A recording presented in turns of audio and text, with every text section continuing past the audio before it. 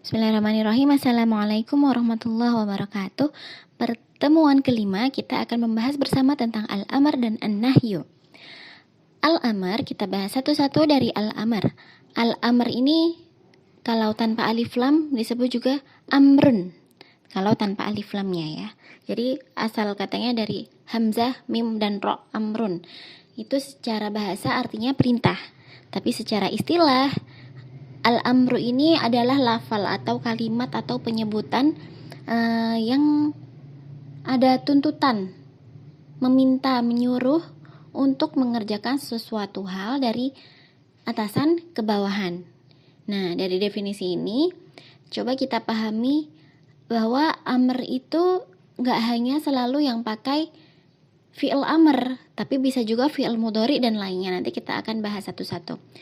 Jadi intinya amr ini artinya perintah gitu, yang tidak hanya memakai fi'il amr, tapi bisa kata-kata lain yang berarti majas.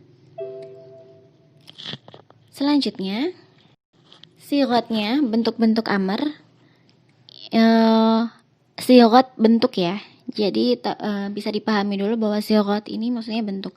Sighat ada dalam nahwu atau sorof. Jadi belajar ilmu agama itu akan selalu berkaitan dengan ilmu bahasa Arab. Jadi sebisa mungkin kita belajar juga bahasa Arab ya. Kemudian selanjutnya, amr ini merupakan lafal yang mengandung perintah. Nah, ada banyak macam sighatnya. Yang pertama, bentuk fi'il amr. Jadi perintah langsung. Contoh dalam Al-Quran ya, wa aqimus salata wa atuz zakata warka'u ma'ar raki'in. Ada 3 kata perintah di sini. Aqimu ini fi'il amr, atu fi'il amr, warka'u irka'u itu juga fi'il amr. Kedua, mudhari, fi'il mudhari. Itu ada lam amrnya dulu tapi. Ini contohnya, tsumma liyaqdu, al-yaqdu, tsumma al-yaqdu itu adalah fi'il amrnya. Wal yufu ada lamnya dulu, wal yufu. Kalau yufu aja itu fi'il mudhari, tapi ada lamnya, lam amr. Wal yufu itu jadi mudhari yang didahului lam amr. Kemudian nomor 3, ism fi'il amr. Contohnya ya, ayyuhalladzina amanu alaikum anfusakum, alaikum anfusakum. Nah ini alaikum anfusakum itu jagalah dirimu. Alaikumnya ini, anfusakum ini ism fi'il amr. Yang keempat, dengan menggunakan ism masdar atau pengganti fi'il. Misalnya, wa id akhadna mitsaqa bani Israila la ta'buduna illallaha wa bil walidaini ihsana wa dzil qurba wal yatama wal masakin. Wa bil walidaini ihsana. Ihsana ini masdar. Tapi pengganti fi'il yang ini sifatnya perintah. Ihsana itu ism masdar, yang artinya berbuat baiklah gitu. Yang kelima, menggunakan kalimat berita atau khobar. Wal mutallaqatu yatarabbasna bi anfusihinna thalathata quru'in. Ini kalimat berita ya. Kemudian atau kabar. Jadi perintahnya berupa kabar. Kemudian yang keenam, bentuk lafal yang searti dengan amr. Ya ayyuhalladzina amanu kutiba alaikumus siyam. Kutiba alaikum, lafal kutiba. Nah itu searti, telah diwajibkan. Kutiba kataba wajib, kalau kutiba diwajibkan. Kaidah-kaidah amr ini maksudnya ketentuan yang dipakai para mujtahid dalam mengistinbatkan hukum. Jadi kaidah-kaidahnya ada banyak, kita pelajari beberapa ya, insyaallah. Yang pertama, hukum asal dalam perintah adalah wajib kecuali ada dalil yang mengatakan selainnya. Jadi hukum asal perintah, jika dalam Al-Quran ada perintah sesuatu, berarti asalnya wajib, kecuali ada dalil yang mengatakan selainnya gitu. Contoh perintah sholat, aqimus sholata. Nah, jadi itu wajib. Hukum asalnya wajib. Kedua, hukum asal dalam perintah tidak harus langsung dikerjakan kecuali ada dalil yang mengatakan hal lain. Jadi, nggak harus langsung dikerjakan kecuali ada dalil lainnya yang mengatakan boleh nanti-nanti. Jadi, maksudnya nggak wajib dilakukan seketika itu, tapi bisa dilakukan pada waktu lainnya.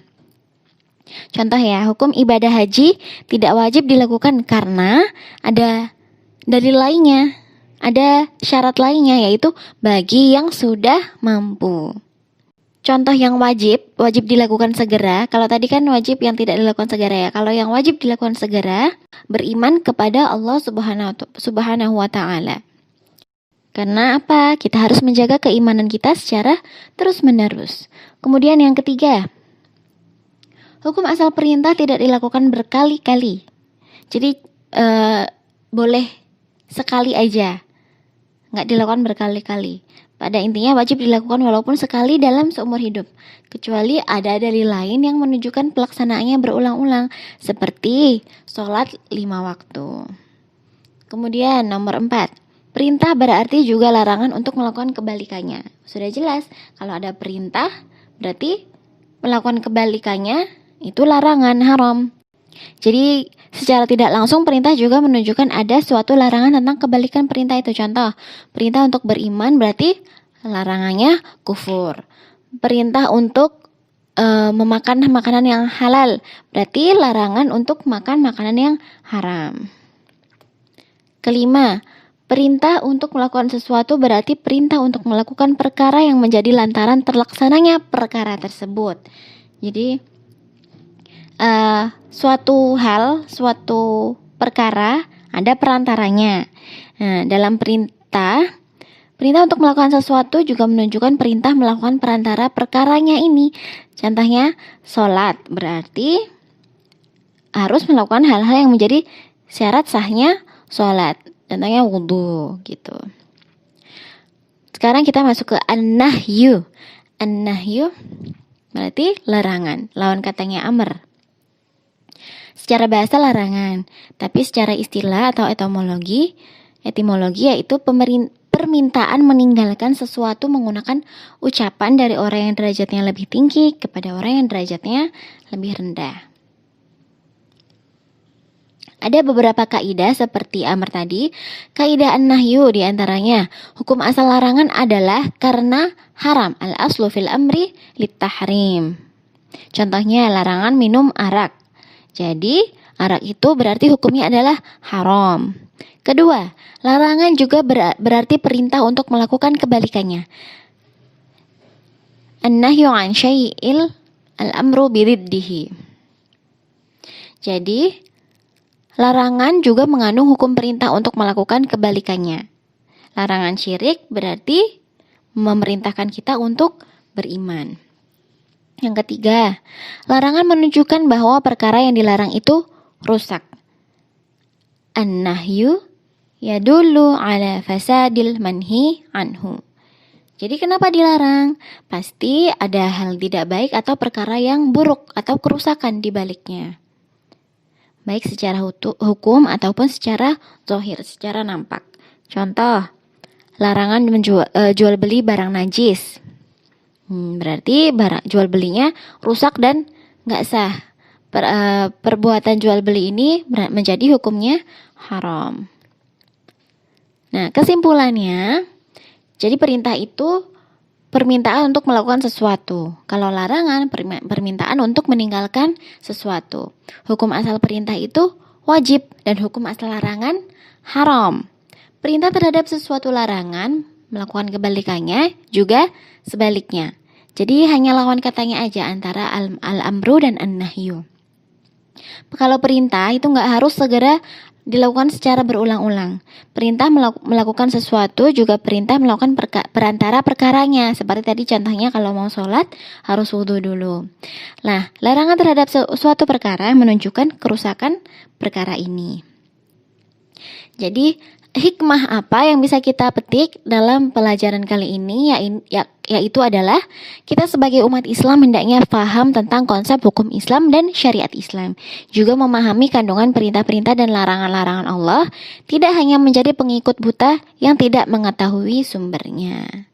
Jadi penting untuk kita selalu belajar, memperbaiki niat, selalu menambah pengetahuan baru, membuka diri untuk menerima ilmu-ilmu baru, terutama tentang syariat Islam. Gitu. Demikian. Kita lanjutkan ke pertemuan ke-6. Wassalamualaikum warahmatullahi wabarakatuh.